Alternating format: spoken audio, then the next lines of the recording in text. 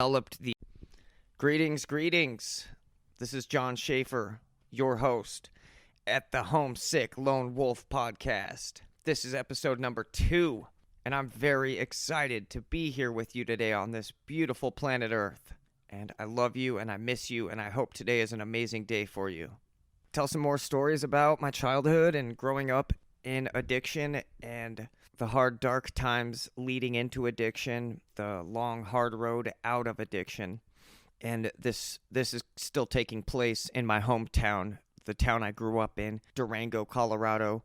Beautiful little small town, little population, not too many people there, but it seems to be growing as I've been gone for about 5 years. So I'm sure it's just a completely different place, and I'm very excited to go back, especially after removing myself when I was doing so terribly. And I was when I left, I was just very suicidal and destructive, and I didn't really have any goals or ambitions. I didn't know what I was doing at all. I was taking it one day at a time and living in some pretty intense conditions and living with some pretty intense people and, addicts and more chaos, of course.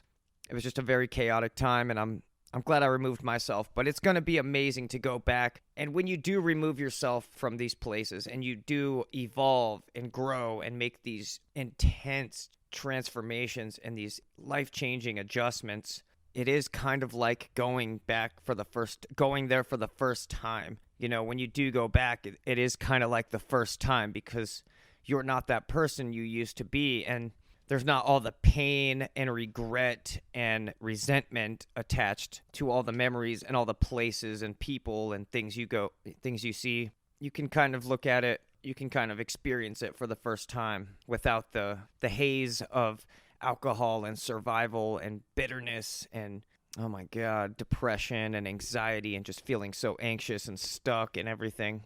This is kind of about, our band was doing good things and we were having a great time, and then, we had our big falling out and everybody kind of went their separate ways. The band went their separate ways, and I was just kind of, like I said, going out of control and drinking a lot more and not really playing much music. I did run into a buddy that I had jammed with before. Let's just call him In.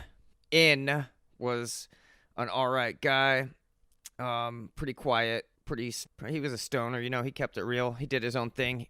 Great musician, good at guitar, good times. And him and I just kind of put some things together, and we're like, you know what? We got me, the drummer. We got you, the guitarist. Let's just start a new project, man, because I need to play music, and I need to be productive making music and keeping up on practicing, conditioning, and keeping my chops. I didn't have anything else going at all, but I did know that I needed to water my creativity, and I needed to make sure that I was staying disciplined with the music and the drumming and making sure I was drumming every day, make sure I had a place to go and play music and interact with my friends and talk, create, and, escape. Escape being the fact that we were broke and poor and homeless, jobless, aimless, directionless, guideless. We didn't have any hope. We didn't have any plan. We didn't have anything, but we were able to jam, and that kept us sane, and it kept us alive, and it kept us positive. It kept us, for the most part, out of trouble. There's some really weird things that come with addiction and destruction and the lifestyle.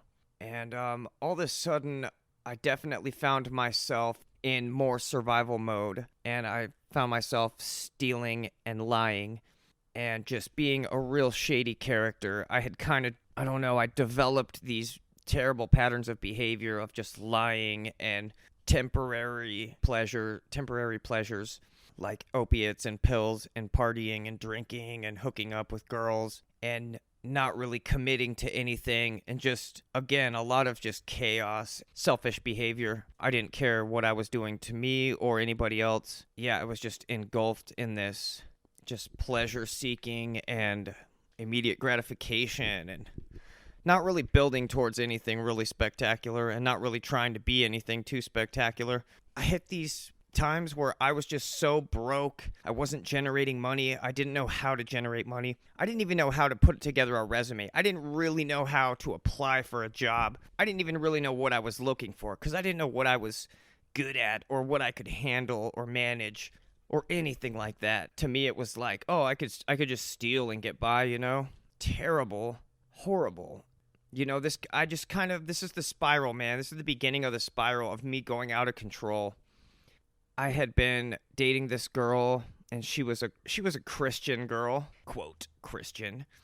She called herself a Christian, pretty religious, pretty on the Jesus side of things. She was just kind of the flavor of the week. She was the type of girl that kind of dated anybody and everybody, active in the artistic community. The girl that dated everybody, and I had my chance in turn, as they say. But she's married with children now, so ho-ho. I have to say I'm pretty happy about that. Boom, you know, okay, I'm dating this girl, and it's the only kind of beauty in my life besides playing music and being in the band. And this girl wanted me to be better. She wanted me to stop smoking cigarettes and quit drinking so much. And again, absolutely, I was just like, oh man, no way. I don't have time for this. She's got to go if this is what she's thinking. You know, and I was just, like I said, young, destructive, naive. I didn't have much pride or purpose. I didn't really know a good thing when it was in front of me. And gotten better over the years, but back then I did not know how karma worked. I didn't know the rules of the universe. I didn't know cause and effect, laws of attraction. I didn't know any of this stuff. I didn't know how to be a good person. I was acting on impulse, how I felt right then and there. And it was a day-by-day thing. And again, just behaving suicidally, just drinking, taking pills, jumping off of things, breaking things. Destructive lifestyle, living like there was no tomorrow, and it got out of hand. I started stealing from my grandfather. It was terrible, and looking back on it now, it just really breaks my heart, and it's just terrible. It's terrible, and it makes me sick when I think back on it. He was just the most amazing person. He was the most amazing man, and I had no idea. I didn't know what a wonderful person and like just special guidance and a mentor I had right there in front of me in my life. But he was just, you gotta go to school, you gotta get a job, you gotta shave, you don't wear things with skeletons on them, and take that band shirt off, it's got a skull on it, that's terrible. You know, he was old school, old-fashioned Republican Christian guy, and he was just so amazing and awesome. And I just really wish my life wasn't in so much chaos, and I wish I could have calmed down and focused and talked to him and got some guidance and maybe got pointed in a better direction. I started stealing money from him. It was, you know, just for like weed, cigarettes, alcohol, gas money, whatever the case. Just terrible, man. I mean, I didn't care. I was a kid, and I was like, whoa, I mean, I think this is just what I have to do to get by and survive, and it's not pretty, and I don't want to do it. I don't like it. It's kind of all I knew how to do. I didn't really know how to go get a job. I didn't know how to work like that. I didn't know how to figure out what I was good at and then utilize it. I wasn't very good at, you know, giving back to the community. But I guess I kind of thought, you know, drumming was my thing and music was my thing, and I didn't need to do anything else, which is completely wrong. And, you know, getting out of, in that specific time, I was living in a very run-down, beat-up trailer outside of Durango with an older gentleman, definitely not a gentleman, but an older dude, probably in his 50s, and he was just a motherfucker. He was just a terrible person and just a liar, deceitful, just drunk, crazy person. But it was a cheap room for rent, and I was barely getting by.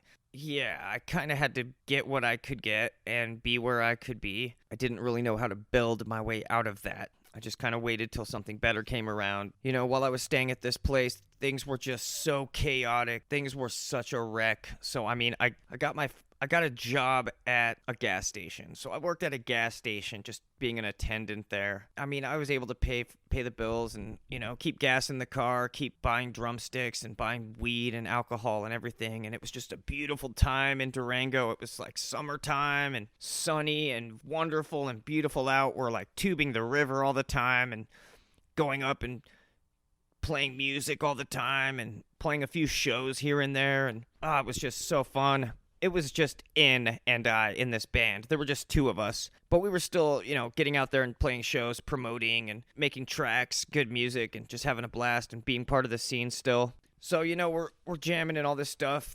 We're having a good time. I'm dating this girl. Things are okay. But I just did not see how good I had it.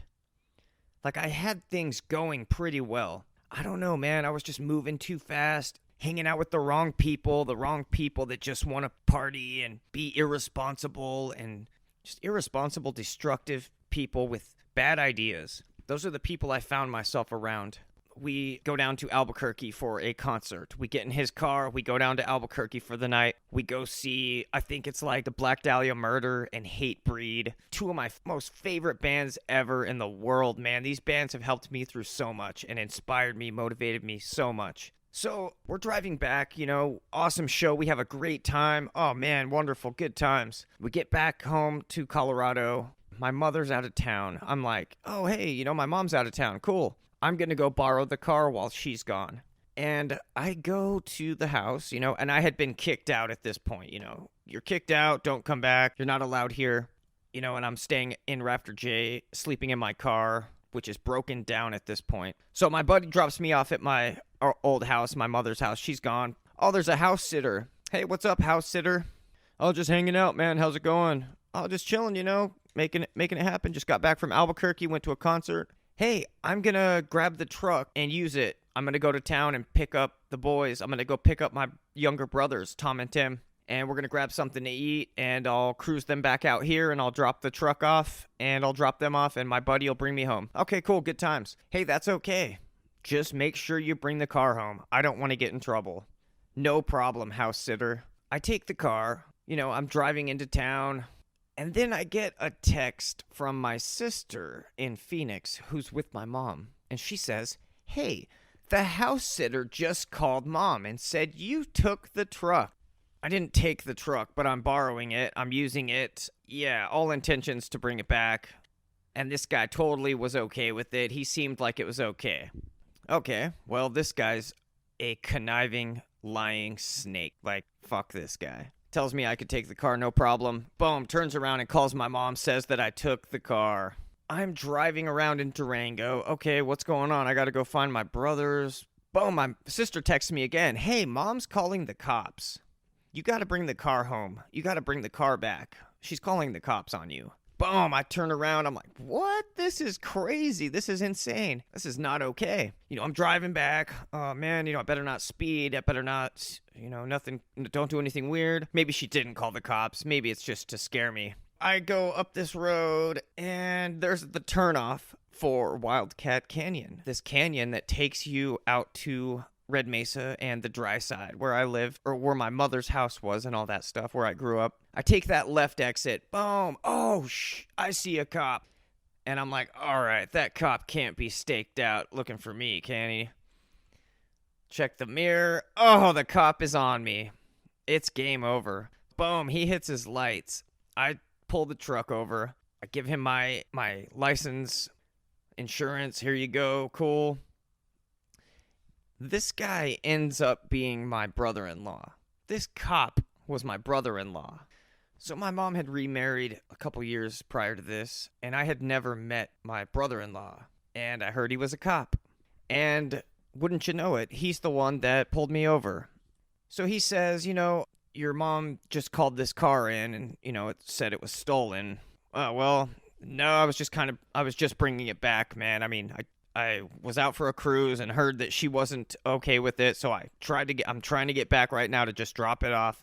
I'm going to need you to turn around and put your hands behind your back. So this is the first time I'm meeting my brother-in-law, and he's arresting me for my first time. First time meeting him, first time being arrested. Puts me in the back of the car, drives me out to the jail. I get in there, and they're just kind of like, all right, well, you're being booked for auto theft. And then they start throwing around Grand Theft Auto, and I'm like, wow, that is insane. That is not right. This is terrible and horrible, and I'm broke, I'm poor, I'm a nobody, I have no job, I don't have a dad. Nobody's gonna get me out of this pickle, I'm in the jail being processed, and I'm just thinking, man, this is absolutely the most scariest thing I've ever been through. Because they just slowly start to take away your freedoms. They slowly start to take away everything that you love and who you are as a person. And they're booking me in, they're putting me into jail. Cool, no prior record. All right, your bail is, with a bondsman, I think it was like $3,000. My bond was $3,000. I try to call people, tell them my bond. Hey, it's only $300 if somebody puts up a car or a title or yada yada. So everybody I talk to does not trust me. Everybody I reach out to does not believe me, does not trust what I'm saying. They do not trust that I'll do the right thing. And a lot of them were kind of just like, I'm not surprised. Well, this is what happens. This is where you were headed. I knew this was going to happen. Things like that. I call a few people that I hadn't talked to in a long time. It was just like impossible to get a hold of somebody because in there you don't have access to social media or your phone. I didn't know anybody's phone number. So all I could do was look in the phone book and look for people's landlines. So I got a hold of people's, like my friends' parents and my friends' moms and dads and people I was related to that I hadn't talked to in a long time that were in the phone book. Just reaching out to people and talking to people. And for the most part, everybody got off the phone with me and called my mom. Everybody I reached out to for help in jail called my mother. And my mom told each and every one of them not to help me. He's out of control. He's stealing. He's lying. He's not working. He needs to learn a lesson. He needs to learn. He needs to pay for this, and he needs to learn and think about what he's doing and how he's living. I'm trying to get a hold of people. I'm over there on the phone, just crying, and just crying on the phone and just hopeless. There was nobody that was going to save me. I had to finally realize that I think I'm just going to be stuck here, and I don't know how long. I'm going to be stuck here. Nobody would bail me out. Nobody trusted that I would show up to the court date. Nobody wanted to put up a possession or a vehicle or something like that for me. Nobody was about to do that. My bond could have been down to $100 or $50 for that matter, and nobody would have gotten me out. They would just call my mother. Hey, I want to help John. Should I? No, we need to let him sit there. He needs to learn this. Okay, that's great. I don't hold any bad feelings for that. Looking back at it now, she did what she had to do, and maybe that was a very conservative approach. It was my introduction into tough love, and ever since then, I have just been bitter towards the whole concept of tough love, and I have rejected tough love, and I do not believe in it whatsoever. And yeah, I think some of these things are necessary to learn.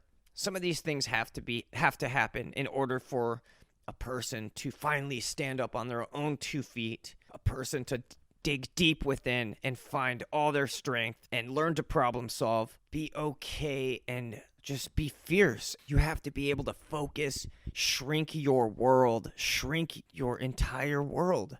And you cannot think about the outside world. When you're in there, when you're in jail, the worst thing you can do is think about the outside world. Biggest thing that'll drive you crazy is thinking about what everyone else is doing out there and everything you're missing and all the opportunity and all the great, beautiful times that you're missing out on. That is the worst thing you can do to yourself while you're in jail. Needless to say, girlfriend totally broke up with me. Maybe it was the calling her from jail. Yeah, that ended. And I was just this heartbroken, lost, confused, stuck. And I had no choice, man. It was like I had to adapt, man. I was in there with killers. I was in there with people that killed people. And I'm sitting there and I'm like, yeah, I took my mom's car. And they're, what?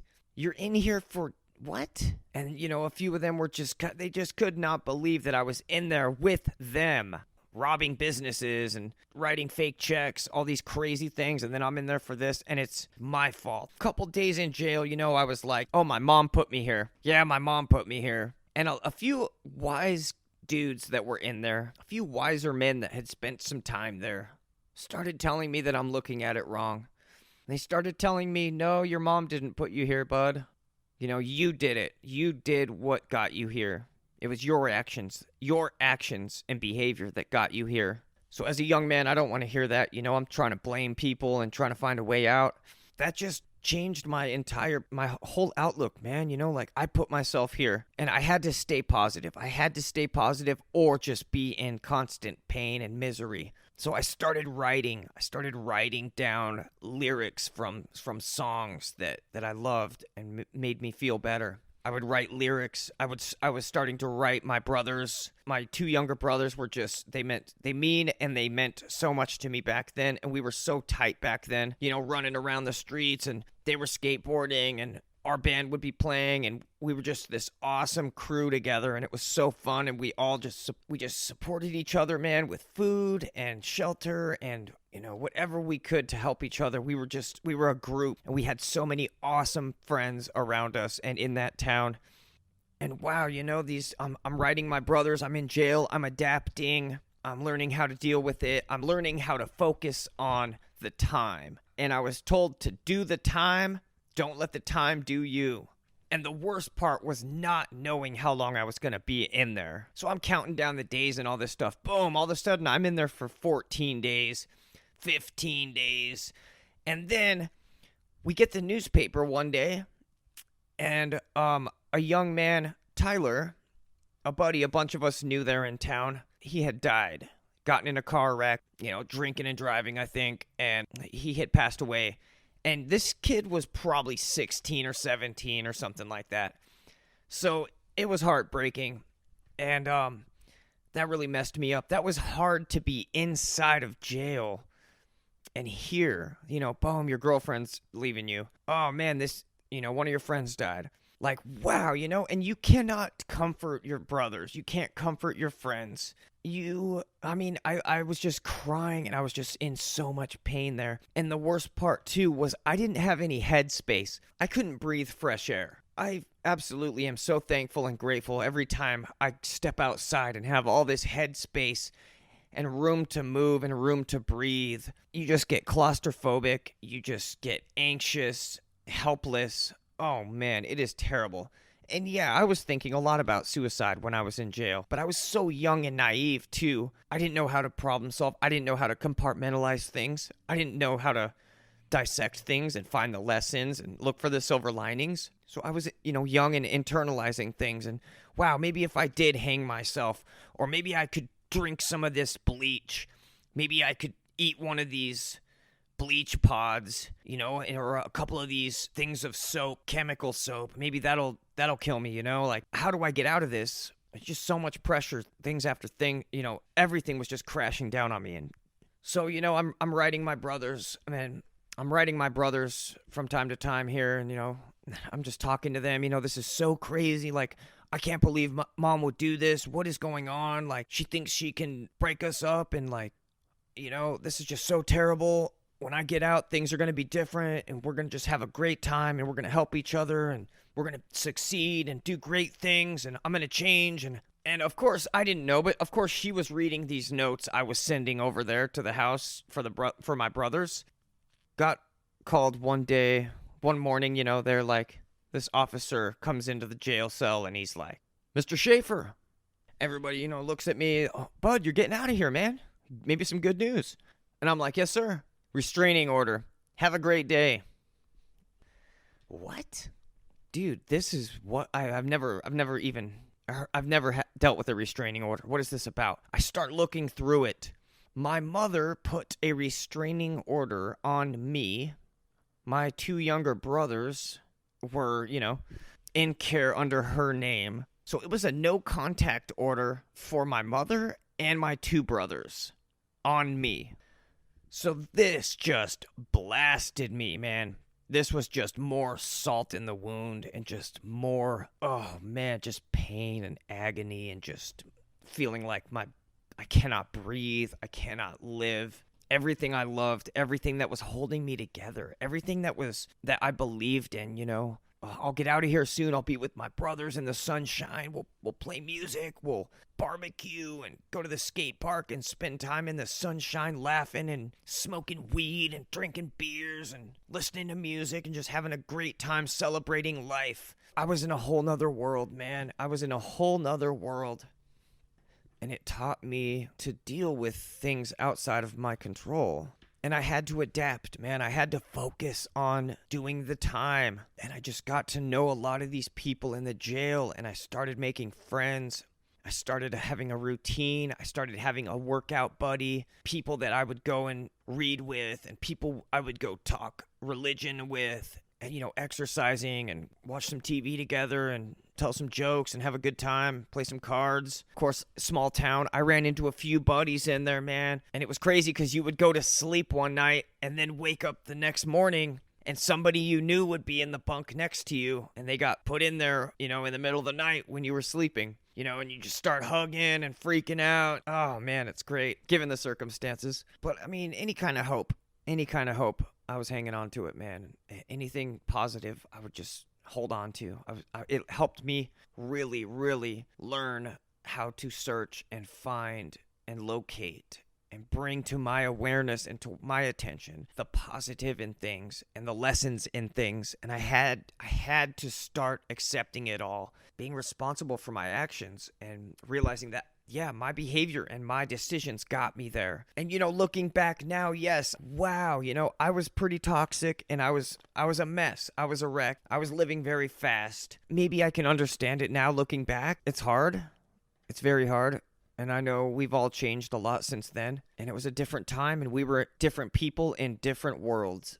In a lot of ways, we still are, man. I still have this distance thing. Misunderstood and misrepresented. I think people just kind of sum people up sometimes with their mistakes and they throw them into a box because of a mistake they've made. Yeah, man, it was a lot. It was a lot to deal with, and getting out of there. I ended up staying about 28 days, I believe, is what I stayed in there for my first time. 28 days, and I remember I would get into the vehicle to be transported downtown Durango for court. And wow, if that didn't give me anxiety and make me so sad, because we would drive down the streets that we drove down every day, and we would walk down and skateboard down and ride bikes down. And we're driving down this road, and I'm just looking around at the town that was out of control, and I was not appreciative when I was not thankful for my surroundings, and driving to, in the transport vehicle to court, and I would see my brother drive by with his buddy, and oh man, I just saw my buddy. Oh, I just saw my brother. Oh my God.